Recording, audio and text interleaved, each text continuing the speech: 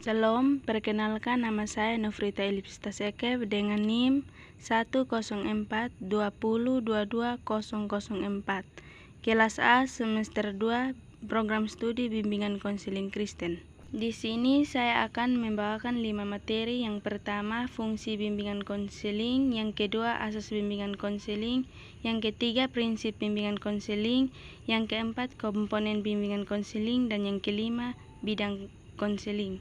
Fungsi BK yang pertama, fungsi pemahaman, yaitu bimbingan dan konseling membantu konseli agar memiliki pemahaman terhadap dirinya atau potensinya dan lingkungannya atau pendidikan, pekerjaan, dan norma agama. Yang kedua, fungsi fasilitas, yaitu memberikan kemudahan kepada konseli dalam mencapai pertumbuhan dan perkembangan yang optimal, serasi, selaras, dan seimbang seluruh aspek dalam diri konseli. Yang ketiga, fungsi penyesuaian, yaitu fungsi bimbingan dan konseli dalam membantu konseli agar dapat menyesuaikan diri dengan diri lingkungannya secara dinamis dan konstruktif. Fungsi yang keempat, fungsi penyaluran, yaitu fungsi bimbingan dan konseling dalam membantu konseli memilih kegiatan ekstrakurikuler, jurusan atau program studi, dan memantapkan penguasaan karir atau jabatan yang sesuai dengan minat, bakat, keahlian, dan ciri-ciri kepribadian lainnya. Yang kelima, fungsi adaptasi, yaitu fungsi membantu para pelaksana pendidikan, kepala sekolah atau madrasah, dan staf, konselor, dan guru untuk menyesuaikan program pendidikan terhadap latar belakang pendidikan, minat, kemampuan, dan kebutuhan konseli. 6. Fungsi pencegahan, yaitu fungsi yang preventif, yaitu fungsi yang berkaitan dengan upaya konselor untuk senantiasa mengantisipasi berbagai masalah yang mungkin terjadi dan berupaya untuk mencegahnya, supaya tidak dialami oleh pendidikan. Berkaitan dengan upaya konselor untuk senantiasa mengantisipasi berbagai masalah yang mungkin terjadi dan berupaya untuk mencegahnya supaya tidak dialami oleh pendidikan. Yang ketujuh, fungsi perbaikan, yaitu fungsi bimbingan dan konseling untuk membantu konseli sehingga dapat memperbaiki kekeliruan dalam berpikir, berperasaan, dan bertindak atau berkehendak. Yang kedelapan, fungsi penyembuhan, yaitu fungsi bimbingan dan konseling untuk membantu konseli supaya dapat menjaga diri dan mempertahankan situasi kondusif yang telah tercipta dalam dirinya. Fungsi ini memfasilitasi konseli agar terhindar dari kondisi-kondisi yang akan menyebabkan penurunan produktif diri. Yang kesembilan, fungsi pemeliharaan, yaitu fungsi bimbingan dan konseling untuk membantu konseli supaya dapat menjaga diri dan mempertahankan situasi kondusif yang telah tercipta dalam dirinya. Yang terakhir, fungsi pengembangan, yaitu fungsi bimbingan dan konseling yang sifatnya lebih proaktif dari fungsi-fungsi lainnya. Konselor senantiasa berupaya untuk menciptakan lingkungan belajar yang kondusif yang memfasilitasi perkembangan konseli. Yang kedua, asas BK yang terdiri dari 11 asas. Yang pertama, asas kerahasiaan, yaitu asas bimbingan dan konseling yang menuntut dirahasiakannya segenap data dan keterangan tentang konseli atau konseli yang menjadi sasaran pelayanan, yaitu data atau keterangan yang tidak boleh dan tidak layak diketahui oleh orang lain. Yang kedua, asas kesukarelaan, yaitu asas bimbingan dan konseling yang menghendaki adanya kesukaan dan kerelaan konseling atau konseling mengikuti atau menjalani pelayanan atau kegiatan yang diperlukan baginya. Yang ketiga, asas keterbukaan, yaitu asas bimbingan dan konseling yang menghendaki agar konseli atau konseli yang menjadi sasaran pelayanan atau kegiatan bersifat terbuka dan tidak berpura-pura, baik di dalam memberikan keterangan tentang dirinya sendiri maupun dalam menerima berbagai informasi dan materi dari luar yang berguna bagi pengembangan dirinya. Yang keempat, asas kegiatan, yaitu asas bimbingan dan konseling yang menghendaki agar konseli atau konseli yang menjadi sasaran pelayanan berpartisipasi secara aktif di dalam penyelenggaraan pelayanan atau kegiatan bimbingan. Yang kelima, asas kemandirian, yaitu asas bimbingan dan konseling yang menunjuk pada tujuan umum dan bimbingan konseling, yakni konseling atau konseling sebagai sasaran pelayanan bimbingan dan konseling diharapkan menjadi konseli-konseli yang mandiri dengan ciri-ciri mengenal dan menerima diri sendiri dan lingkungannya, mampu mengambil keputusan, mengarahkan serta mewujudkan diri sendiri. Yang keenam, asas kekinian, yaitu asas bimbingan dan konseling yang menghendaki agar objek sasaran pelayanan bimbingan dan konseling ialah permasalahan konseli atau konseli dalam kondisinya sekarang. Yang ketujuh, asas kedinamisan, yaitu asas bimbingan dan konseling yang menghendaki agar isi pelayanan terhadap sasaran pelayanan atau konseli yang sama kehendaknya selalu bergerak maju, tidak menonton, dan tidak terus berkembang, serta berkelanjutan sesuai dengan kebutuhan dan tahap perkembangannya dari waktu ke waktu.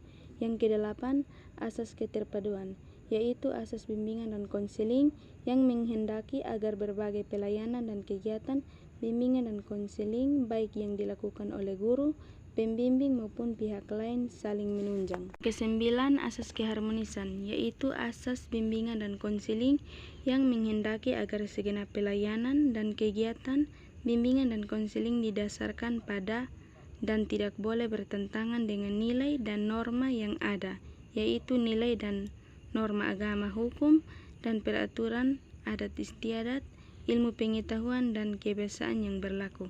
Yang ke-10, asas keahlian, yaitu asas bimbingan dan konseling yang menghendaki agar pelayanan dan kegiatan bimbingan dan konseling diselenggarakan atas dasar kaidah-kaidah profesional. Terakhir, asas ahli tangan kasus, yaitu asas bimbingan dan konseling yang menghendaki agar pihak-pihak yang tidak mampu menyelenggarakan pelayanan bimbingan dan konseling secara tepat dan tuntas atas suatu permasalahan konseli atau konseling mengalihkan tangan permasalahan itu kepada pihak yang lebih ahli.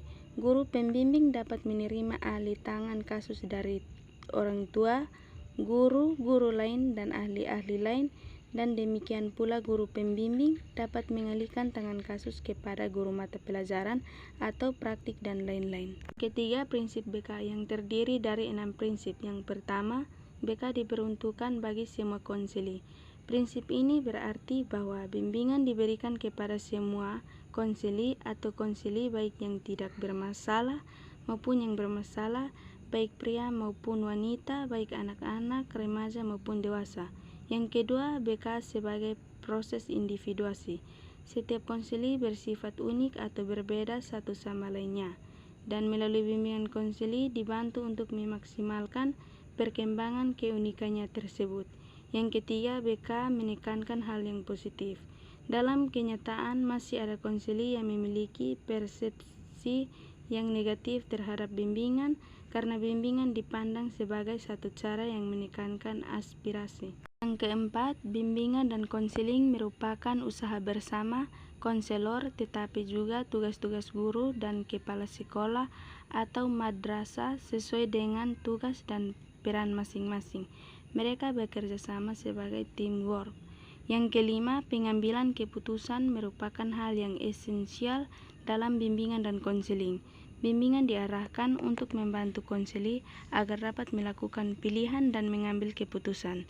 Yang terakhir, bimbingan dan konseling berlangsung dalam berbagai setting atau adegan kehidupan. Pemberian pelayanan bimbingan tidak hanya berlangsung di sekolah atau madrasah, tetapi juga di lingkungan keluarga, perusahaan atau industri, lembaga-lembaga pemerintah atau swasta, dan masyarakat pada umumnya. Yang keempat, komponen BK yang terdiri dari 4 komponen. Yang pertama, pelayanan dasar. Pelayanan dasar diartikan sebagai proses pemberian bantuan kepada seluruh konseli melalui kegiatan penyiapan pengalaman terstruktur secara klasikal atau kelompok yang disajikan secara sistematis.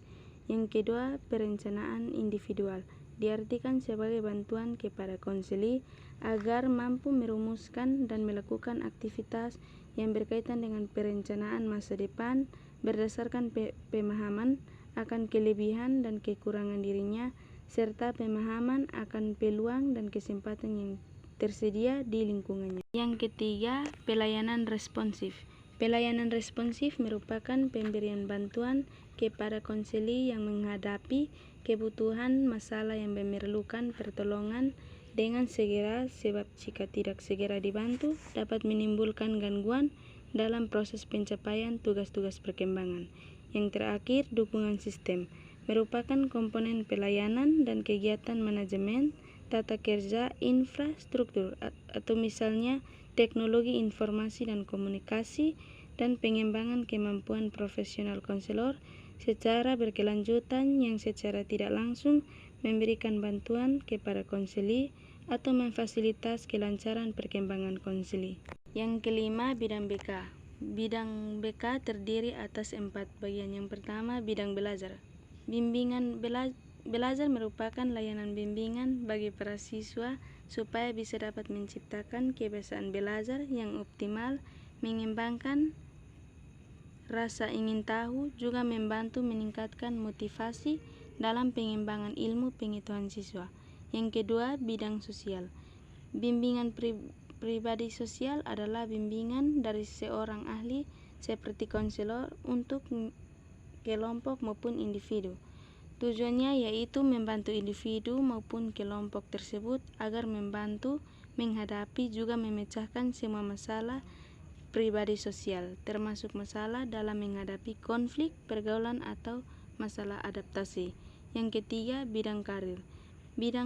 Bimbingan karir merupakan upaya bantuan supaya siswa mengenal dan lebih paham dirinya sendiri, paham tentang dunia pekerjaannya, serta bisa mengembangkan potensi diri tentang masa depannya sesuai apa yang diharapkannya. Selain itu, bimbingan karir penting untuk membantu siswa dalam mencapai keputusan tepat dan bertanggung jawab. Yang keempat, bidang sosial, yaitu bantuan bagi individu untuk memecahkan masalah kompleks, termasuk berupa masalah pribadi yang bersifat rahasia, seperti masalah keluarga, persahabatan, ataupun cita-cita. Bimbingan pribadi penting untuk individu supaya bisa meredam perang batin, mengatur diri, mengisi waktu luang, merawat jasmani, mengatur nafsu seksual dan lainnya. Demikian hasil presentasi saya. Terima kasih. Shalom.